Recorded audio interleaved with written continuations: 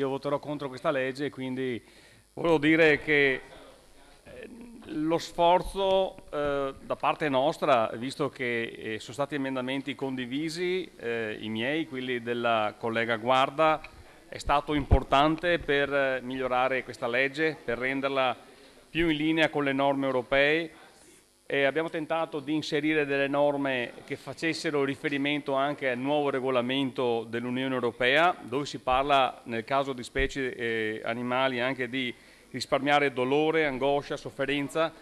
Sono state fatte delle proposte, a mio avviso, molto ragionevoli e utili soprattutto per i cittadini del Veneto, perché, come dicevo, non è che per risolvere un problema poi magari ne creiamo di altri più importanti, quindi importanti divieti per tutelare la sicurezza delle persone nei centri abitati, contro l'utilizzo delle armi, contro l'utilizzo delle armi all'interno dei parchi, l'utilizzo delle armi in primavera che nuociono alle altre specie che si stanno riproducendo, e poi naturalmente anche le sanzioni. Come ogni legge che si aspetta, c'era una proposta per introdurre le sanzioni e alcune norme anche per la formazione di questi operatori. Non possiamo mandare allo sbaraglio delle persone se non gli diamo un minimo di formazione.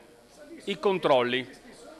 Sui controlli, anche qui mi chiedo, la legge non porta nessun articolo, non prevede che tipo di controlli verranno fatti in queste attività, quindi non ci sono divieti, non ci sono sanzioni, non ci sono controlli. In pratica stiamo trasformando il Veneto in un Far West dove tutti potranno andare autorizzati, legalmente autorizzati, in giro con le armi di notte all'interno dei parchi e nei centri abitati. Questa è la situazione di questa norma.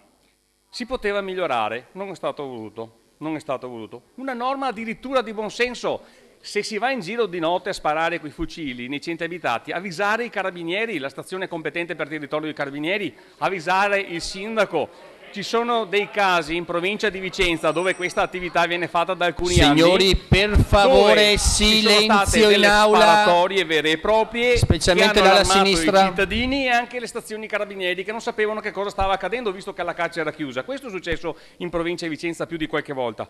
Per non parlare dell'episodio che ho già citato a San Giorgio delle Pertiche, dove è stato sfondato l'unoto termico di una persona, di una macchina, dove è stata mandata all'ospedale anche una persona da chi andava a caccia alle nutrie.